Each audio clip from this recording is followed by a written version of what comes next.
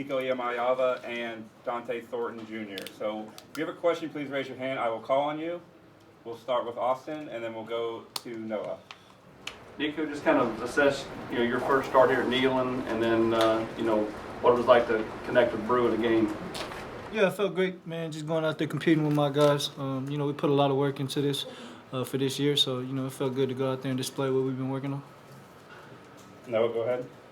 Dont'e, just obviously coming off that injury, what was working for you so well out there today? Just how did it feel to be able to play? How much more comfortable do you feel on the outside? I say it felt great, really. I felt like I needed to have, would have been my first game back. I felt like this is the game that I expected to have, so it felt very good.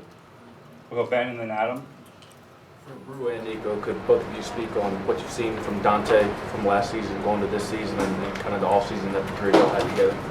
Just a ton of relentless hard work, just grinding, working hard every single day, finding ways just to improve himself. It's been awesome to see, and it's driven me and pushed me to be better.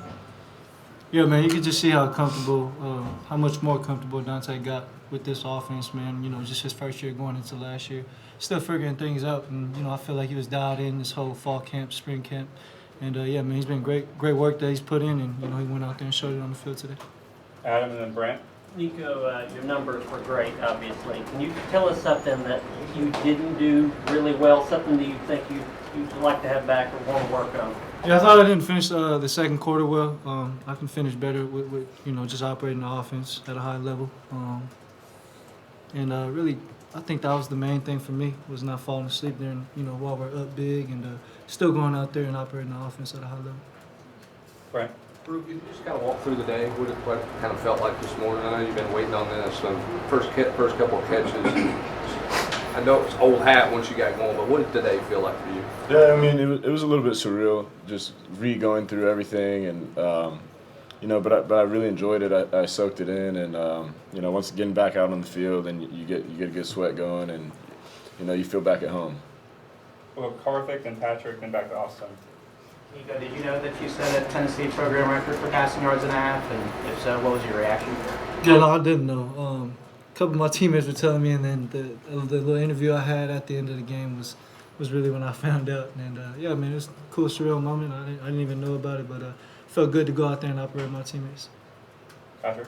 Bru, it was the big play down coming this way on the post that you had to go up a little bit to catch it, and after you caught it, you were pretty demonstrative in your celebration. Was that a feeling of that moment of that play, or was it just sort of a culmination of everything that you've been through? Yeah, a little bit of that, and also, since this is my first game since I lost my grandfather, and he was actually, I made a very similar catch to the last game he got to see me play, so that came to mind. It jazzed me up.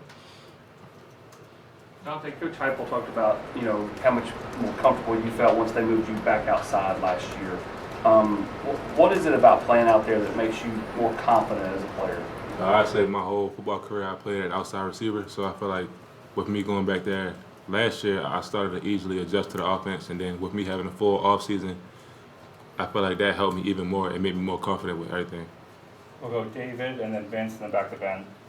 Guys, this can be for any of y'all, but this was a 38-0 game, 20 minutes in. What can y'all learn from a game like this, and did y'all feel stressed at any time or any adverse situations that you had to push through? What do you kind of learn from a game like this? All of us? Oh yeah, to keep our foot on their throat. When we go up big, I think still coming to the sideline with the same mindset that is 0-0, and just carrying that out the full game, full 4 quarters, like Coach Hop says. Nico, you guys ran for 300 yards. Dylan Sampson 124. He looked sharp. Tell me about what you saw from him specifically, including what you've seen in camp going in. Yeah, man, it felt great seeing Samp out there. He was limited in fall camp and spring, so just seeing him out there and doing his thing, it felt good, man. We didn't really get to see too much of it during camp, so yeah, man. Samp's always been decent, and you guys see what he does when he gets the ball in his hands. All right, we'll go Ben, Wes, and we'll finish up with Adam with this group. Dont'e, what was your mindset going into the offseason, and is there one particular thing that maybe you can point to that's allowed you to feel more comfortable in this offense in year 2? Obviously, my mindset going into the offseason was to, instead of letting the game, get to me so much, just, have fun with it. And really, I know that at a young age, my reason for playing football was for me to have fun. So it was for me to have fun. So, knowing that now I got to college, a lot more aspects into it that can make the game stressful. I had to like bring myself back to the old ways I was just thinking like at the end of the day it's just football, so go out there and have fun. So I say that the main thing that I worked on in this offseason was like my mindset and like my mental game. Was there a point during the kind of the bounce back progress and coming back from everything where you felt like you were moving like yourself again, you were able to kind of make all the cuts and do everything and everything would be good with the leg? Yeah. It probably happened, somewhere around April, May. But yeah, once that happens, you start feeling more confident, and then you kind of see the light at the end of the tunnel. A couple more. Adam, Austin. Bru, a lot of guys don't come back as strongly as you have from an injury like this. You mentioned your grandfather. How would your grandfather have reacted to the way you've come back?